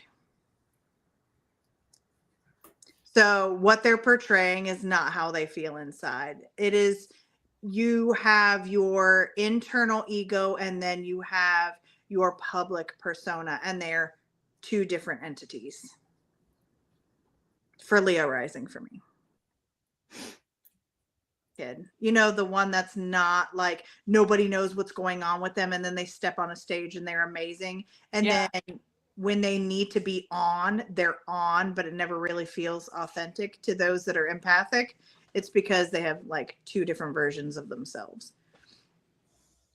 And they usually walk most of their day like they're on stage. So you never really know until you know them. Mm-hmm. But that's my hot take on Leo rising. That whole Sagittarius Leo thing is so interesting too, because as you were saying that, I remembered my brother 7 is very much like your son. He's a Leo, but he is not life of the party. He's like fly on the wall, watch everyone else do things, kind of maneuver, fit into situations where I understand the topic of conversation. But man, my sister's a Sagittarius. When he is with her, he's a totally different person. Yeah. He brings out something in him that's like they were meant to be siblings. They're walking this life together for a reason. It's very purposeful. There's an intention behind it. They're learning so much about each other. Well, not about each other, but from each other. Sorry. Yeah. I think some Leos that have to grow into their Leoness don't understand that leading with your shine is like, some of them do have very strong morality built into their chart. Yeah. And they're like, if I shine too bright, people are going to think I'm not humble. People are going to think I'm this, that way, blah, blah, blah, blah, blah. And if we're talking about a sign that's very of the public perception, they're going to hold that back. Sagittarius is just bright enough to make them feel like they can get on their level and go. There's nothing wrong with a Leo shine. It really all depends on the accompaniment. If you don't want to be top dog in a relationship, a Leo relationship is amazing for you. If you don't want, if you're like a Libra and you don't want to make any decisions, the Leo will be comfortable in doing so. If you're a Sagittarius and you want to have somebody fun to be with, but you don't want to have responsibility, the Leo is there for you. Or you don't want to be the front runner, the face. Even if you're like a homebody, but you need somebody to answer the door when people come to the door and you're like, that's not me. A Leo's for you. So their shine isn't a bad thing. It's just not for everyone. Okay, we got another question coming in from the viewers. Stephanie, real quick, can you talk about rising versus sun? Why are sun signs ring more true to us than our sun sign? What it relates to? Because it's untainted. It's your personal character. Your first house, which is your rising sign, is your personal character. Where if you're a 7th house sun, you could resonate more like, let's say you're a 7th house Leo. Leos are very of themselves, but in the 7th house, it will be, you will turn that of the self onto others. Or if you're a 6th house and you're somebody that's not very service-based, you could be very service-based. So it could be a different manifestation of that sun's energy, that sun sign's energy. but your first house is your character. It is the development of who you are under the surface, all around the surface, everything. Where you have the ego of the sun, your rising sign will always be like a building block of who you really are. And that kind of can diminish unless you have like the sun in the 9th house, in which case the 9th house is ruled by the sun. Then you have a very strong identification with your sun sign.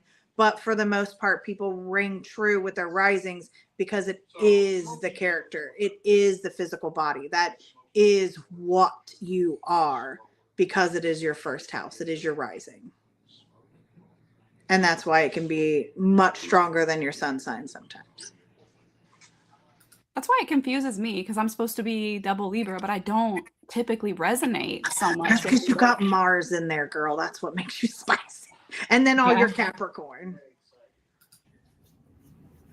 And then even though your 3rd house is Sagittarius and it's empty, it still plays a huge part in your development. Every piece counts. Some are stronger than others. Yeah. All right. Do you guys want to give them a sampler of what they can expect for the month of December? Like astrologically, or are we pulling cards? Or we can even just tell them upcoming podcast, what we're planning to do for December. Oh God, I feel put on the spot. Already, it's not even. Do you want me to say it or do you want to say it?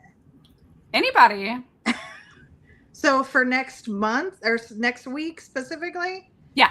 The podcast topic for next week, December 14th, will be astrology.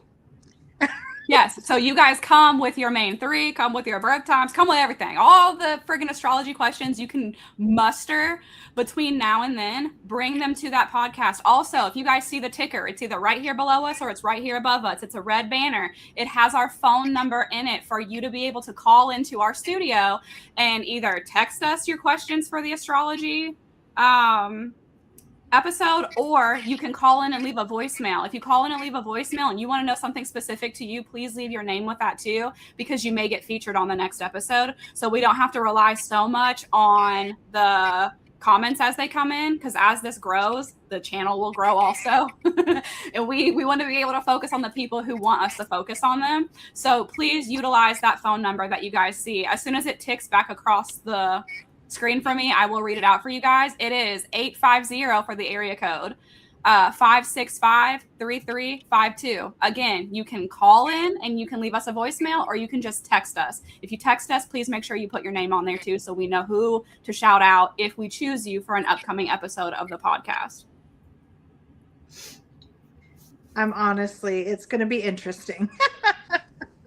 It is. And stay tuned too, because we wanted to do this as a sampler platter where you kind of got to meet all of your hosts all at once, but we are going to separate out. So there will be a highlight on astrology, there will be a highlight on psychic and mediumship, and there will be a highlight on tarot. You guys do not want to miss these episodes as they launch, okay? Some of them will be live, like we'll come to you live like we did today. Some of them will be pre-recorded. When we do pre-recorded episodes, we will make a ton of posts letting you guys know it'll be pre-recorded, so you will still have the opportunity to call in or text us, so you can stay interacting with us and you can stay a part of the podcast with us and grow with us as we grow. And we can always come back and answer comments left in pre-recorded episodes. Yes, yep. Absolutely. Because I'm one to lurk afterwards to see if there's topics. Because if we do a pre-recorded, it's because one or all of us are unavailable, and obviously it's the holidays. But I am one to go back and lurk in the comments and be like, ooh, this, we need to address this comment, or this would be a whole good topic for an entire podcast or whatever. So even if you leave comments, even on a pre-recorded, we'll go back in and lurk and check out your questions. Or at least I will. I mean, I think most of us are going to be curious and go in there. I'm curious what everybody would like to see from us. Like, you know what I mean? Like, would they be looking forward to seeing us do or talk about? Yeah, so if you guys have ideas too. We've already kind of played through themes through March, but we can pivot. We're good pivoters. Whatever y'all want to talk about, we want to show up for you guys as much as we want this to be fun for ourselves. And they could even be like little special segments too. We will probably always, given the dynamic of all three of us, always be pivoting, changing, adding, adjusting. So no comment is going to be one of those things where it's like, oh, that's dumb. It could like segment into a whole new thing. It could send one of us spiraling into hyperfixation. Yes. So like, say what you'd like to see, what you'd like to hear, topics that you'd like to see covered, or even if you just want our opinions on topics, because things don't resonate with you about certain metaphysical or paranormal things. We have a lot. I couldn't agree more. My whole motto is the only stupid questions are the ones you don't ask. So do not hesitate. And if you want it to be private, you can text us. You have that option to text that phone number on the screen right there if you don't want to put it publicly in a comment, or you don't want your voice or your name played. It can be anonymous as well. You don't have to put it. But if you want something specific for you, you're going to have to put your name in there. Yes, definitely. And it gives us a good thing to call you out on while we're talking, instead of somebody's random phone number, which we don't want to give out. Or this person, like we have no idea. You create a nickname. So bingo. And then their question. If you want it to be anonymous. Give us a real name or give us a fake name. Yeah, fake names work. This was incredible, though. I had so much fun with you guys, and I cannot wait to do this again next weekend. I know. And I'm just going to... It's the day after my birthday. And then next week is Seven's birthday. So I'm like... Do we keep on with the pajamas, or do we wear party hats, or what? Hey, we'll just go with whatever the vibe is that weekend. Yeah, we have got a lot of birthdays coming up. Absolutely. So it's going to be fun. Sag season. I know. And us Sagittariuses tend to be off the chain during Sag season. It's true. All right, well, I think we're going to go ahead and close out this episode of the podcast. We had so much fun with you guys. I love the interaction from you guys. The questions were phenomenal. We're looking forward to next week. So again, that is going to be all astrology, all things astrology. If you want to know things about yourself, if you want to know how it works, you want to know a little bit of the behind the scenes, and whatever you can come up with, whatever kind of astrology questions you have, bring them to us then. All right, you guys, and we'll see you on the next episode. Bye. Bye.